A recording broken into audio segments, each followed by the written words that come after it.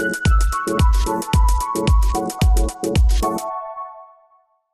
I was talking to one of my clients the other day, and they were sort of asking me that they wanted to achieve almost two separate goals at the same time. And normally, you could technically go for more than one goal, but it all depends on how different they are, and also sort of how well you want to achieve each. So I'm going to give you an example. Let's say you want to run a marathon, but also set the world record for amount of pull-ups in a minute. In some capacities, like there's an endurance that comes along with both of them, but the repetitive muscle endurance that you need for a pull-up competition is different than the cardiovascular endurance that you need for a long distance run. And it's impossible to do your best at both of those at the same time. So you might be able to do really well with the run and not be able to do the pull-ups, but maybe you'll be able to do the pull-ups and not be able to run. Of course, there's some things that different bodies are able to do better.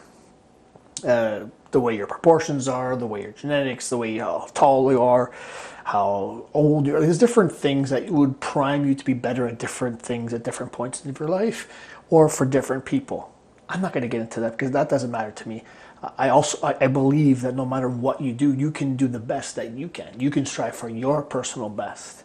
And the idea is not to look at what the record is, not to look at what someone else has achieved, but do the best you can with what you have. So like maximize your results.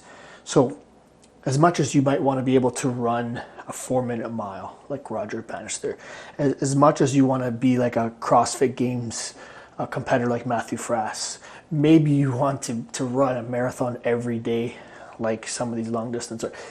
It's good. It's a great ambition to have, but do it for you. Set your own personal records, not aim to be somebody else's. And I get the competitive nature, so I understand why you'd want to know what the benchmarks are and try to strive for that. That makes sense. But in the end, it's you versus you and nobody else. You want to do the best that you can. You want to be the best person you can be, never mind everybody else. So I'm here to say that you remember that it's you versus you.